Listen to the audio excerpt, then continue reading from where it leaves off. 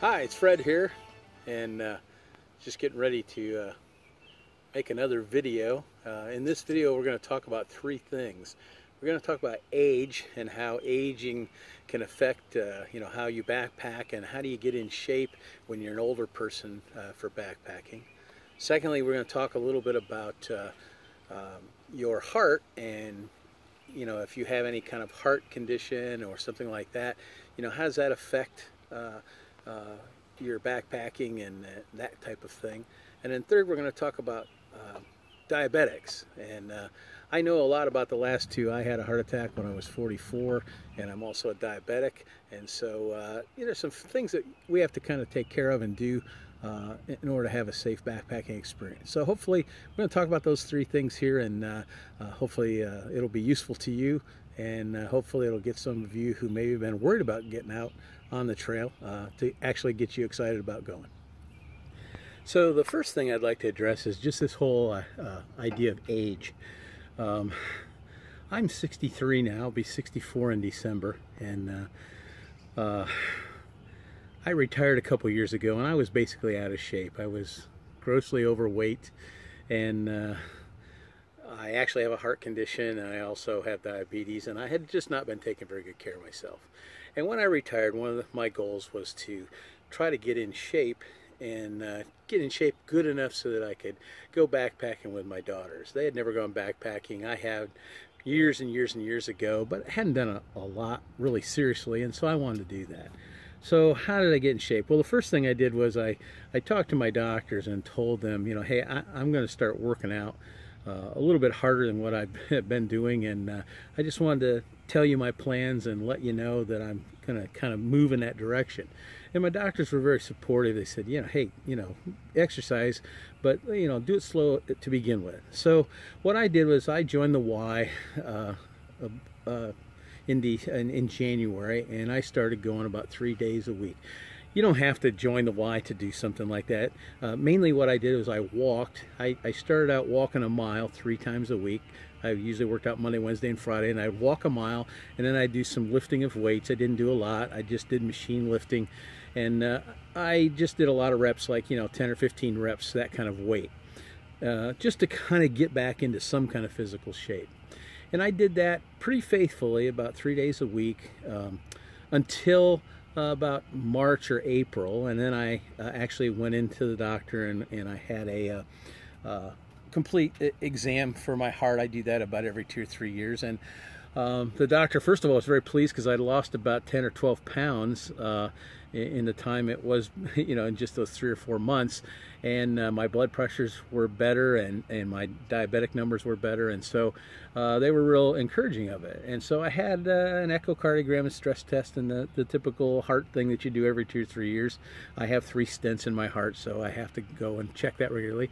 And when I got done, the doc said, you're in better shape than you've been in a long, long time. And I said, well, I really would like to do some backpacking, maybe by next fall or winter. And so is it okay if I push myself a little harder? I said, I'm not going to do anything stupid. And he said, yeah, just do some aerobic exercises. But he says, just, if you get tired or if you get strain a muscle, just back off until you can do it better. And so I started training pretty regularly then, from about April or May, 3 days a week at the Y, and I upped it to, I was walking 2 to 3 miles every day at the Y, and then every other week at the Y, one of those days I would walk like 5 or 6 miles.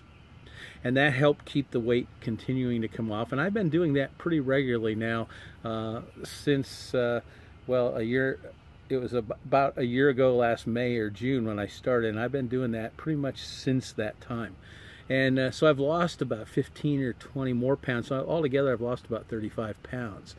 And so, you start losing weight, and then you feel better, so you feel like, it's more like you want to exercise. So my typical routine now is I walk 3 days a week, and then in my off days when I'm not walking at the Y, my wife and I oftentimes go to parks and walk on walk trails. And now about every 2 or 3 weeks I also will walk a trail, maybe 2 or 3 miles, with a 25-pound pack on my back, and using my hiking boots whenever I go out on the trails, just so that my feet get used to the boots and stuff that I'm going to go in. I basically did that all the way up through November, and I went on my first backpacking trip in November, about 3 miles in and 3 miles back. In January, I did a kind of a home test here in my backyard, but I did a walk that day in pretty cold temperatures.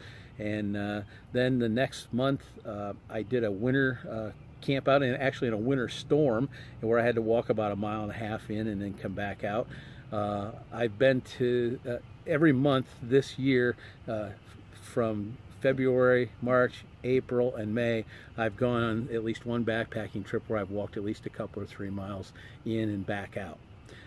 One of them was about 6 or 7 miles. So it's been a gradual thing over about a period of 1.5 years. And I would just encourage you that no matter where you're at, if you're really overweight, you know, you shouldn't go backpacking right now, because backpacking, carrying weight on your back is really, really heavy.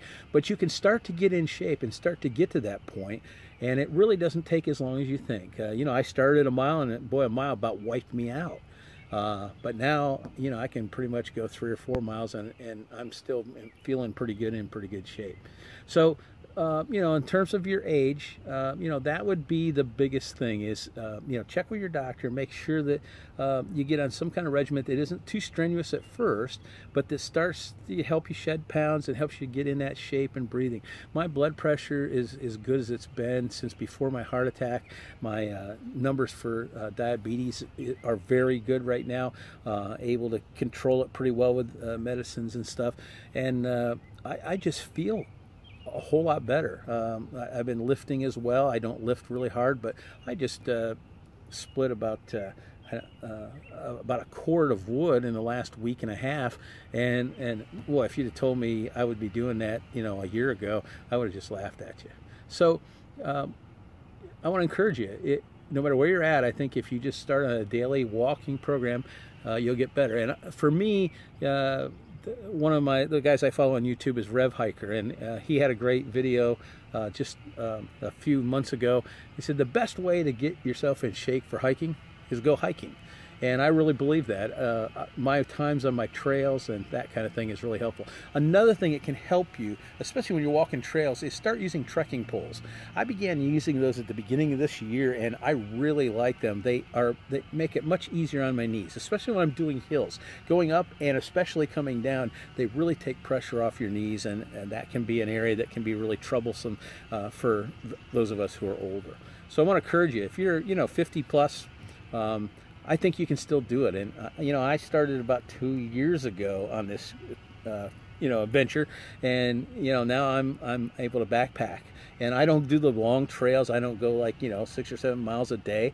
I want to do that eventually, but I'm not interested in that right now. I just like to do 2 or 3 miles, camp overnight, and if I have to hike out the same way I came in, that's okay with me. I don't have to do another loop or something like that.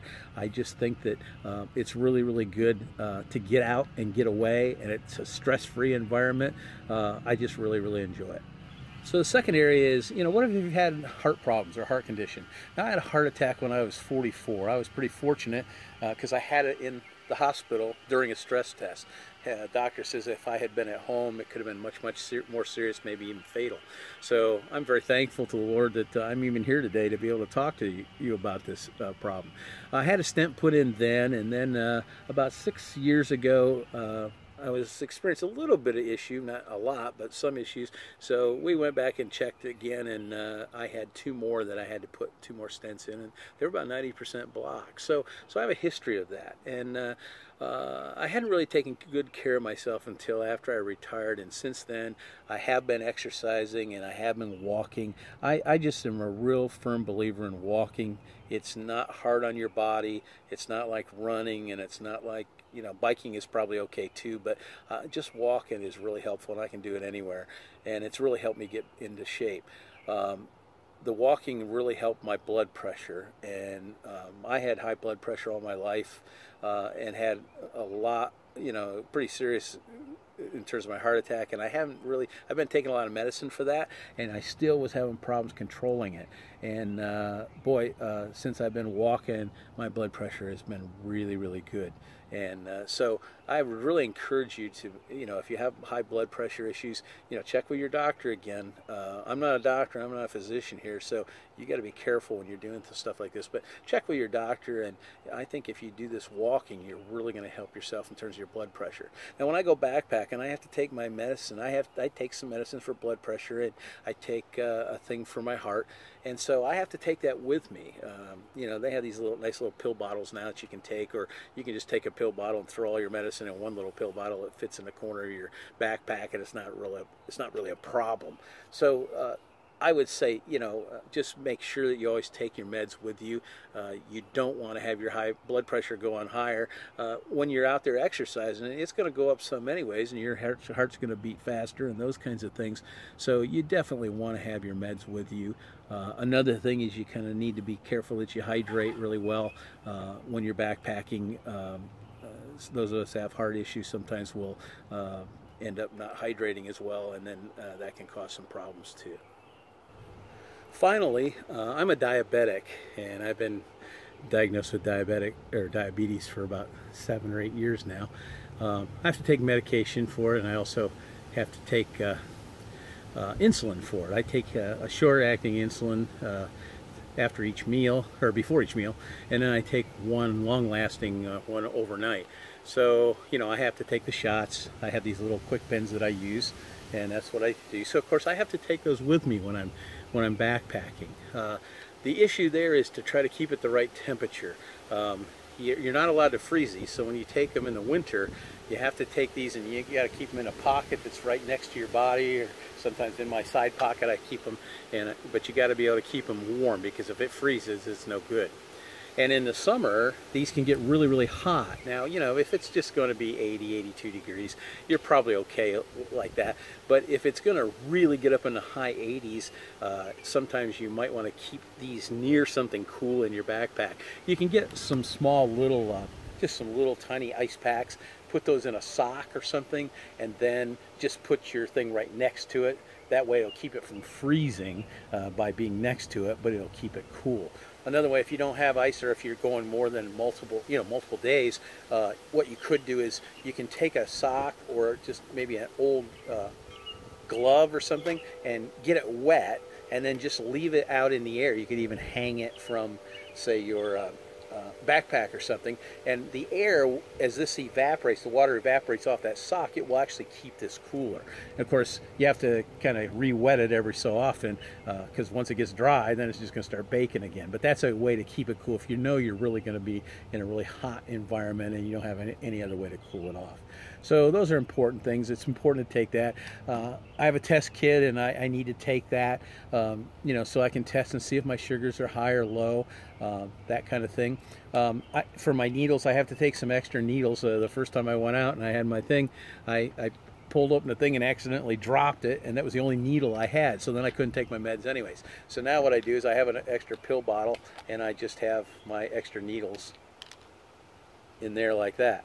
And this is the way I actually carry my medicine too. So I actually have some meds that I carry in these as well, and that way it doesn't take so much space in my backpack as to take like one of those great big pill bottles that are like this long for each day, and I just know which pills I need to take, so I can take 2 or 3 days worth in right here. Another issue that you can sometimes have is sugar lows. I know about how much insulin I take on a regular basis for my meals and stuff, and I kind of count my carbs and take enough insulin to cover those. But when you're out exercising, you're using a lot more carbs, you're using up a lot more energy, so you have to be careful you don't get lows. Once in a while you might get a sugar low. Again, you should have a test kit to check and make sure about that. I know when I'm having a low. I can feel it. My legs get real shaky, and I get really sweaty. Even if I'm sweating, I notice the difference. It's a different kind of sweat. I don't know how to explain it, but I know that. And you may know that too. But if you have a test kit, then you can be sure. When I have a low, I carry these with me all the time. These are glucose tablets, and there's usually 10 of them in a pack. And when you get a sugar low, like if you're in your 50s or 60s and that's low for you, what you have to do is you can just take these out and take them. Now you can drink you know, fluids, like you could drink a thing of grape juice or orange juice or something, but fluids are a little bit heavier. These are a little bit more lightweight. And you have to take 4 of these. When I first got these, I just popped one in my mouth and it didn't seem to help me very much. And then I tried it again and I took a couple and that didn't seem to help either. So then I started doing juice. Well, then I went to my doctor and I just mentioned that to him. He says, well, you have to take 4 of those. And so I did that, and then you wait 15 minutes and then check your blood sugar again, and if it isn't up, then maybe take 1 or 2 more. But usually for me, 4 will do it if I sit for 10 or 15 minutes. I just really, you know, if you're a diabetic, you need to have those on you all the time, not just when you go backpacking, but especially that. I usually take a couple of these with me if I'm going on a multi-day trip. If I go on just an overnight, I always take a whole thing just in case, because you could have 2 lows. I mean, just traveling in and traveling back out, you could have 2 lows while you're doing that. I eat Mountain House meals most of the time when I backpack, so I don't have to carry a lot of stuff. And I know about how many carbs are in those and stuff. And so when I'm actually taking my stuff each meal, I don't take as much as I would normally take to handle those carbs. I leave a little headroom because I know I'm going to be working harder than I normally work, you know, carrying my pack and stuff like that. And usually I don't have lows. But if I do, and I have had a couple, these usually solve the problem. The other problem that you have when you are a diabetic is a lot of us have this stuff called neuropathy in our feet. The diabetes degenerates the nerve endings, and so you can't always feel it. And in the bottom of my feet, in certain patches, I can hardly feel it if I touch them. My doctor has these little cat whiskers, and he pokes them every time I go in to see, you know. And my feet aren't terrible yet, but there's some places where I just can't feel it. So if I walk a long ways, I could get a blister and not even know it. So what I have to do is I have to be able to check my feet, and if I'm going by myself, I have to take some kind of mirror or something so I can see the bottom feet, because I can't always see everywhere on my feet where I might be having a blister. And it's very important because you could get a really bad infection pretty easily if you're not careful doing that. So, you know, check your feet. I wear 2 pair of socks. I wear a thin white pair next to my skin. They're really thin and they're breathable, and then I usually wear another sock, either in the winter a merino wool, or in the summer some kind of compression sock. So I always have 2 socks. That helps. The one sock slides inside of the other, and so it doesn't wear on my toes as much. But even then, occasionally I might get a blister.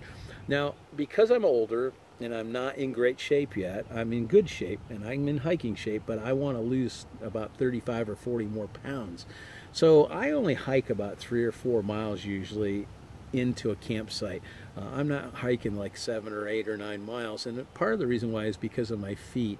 After about 6 or 7 miles, my feet really start getting sore, and they start developing some blisters, even with a good pair of shoes. So I don't worry too much about that. I would recommend for all of you who are older or maybe have diabetes, have neuropathy, you know, keep your trips short. I can go lots of places in Ohio and just walk 2 or 3 miles and get to primitive campsites, enjoy the site, and come back out the next day. And it's fairly easy. It's fairly doable, and I'm not absolutely exhausted when I'm done. So hopefully this has been helpful to you. If you got any questions or comments, please feel free to leave them in the comments section. Again, I hope you push the like button that you like this video, and feel free to subscribe to the channel. My saying is, if I can do it, you can do it too. And like I said, I'm an old guy, and I'm a diabetic, and I'm a former heart person, and I got stents in my heart, but I'm going backpacking about once a month now and really enjoying it, and I think you could too. So hopefully we'll see you on the trail.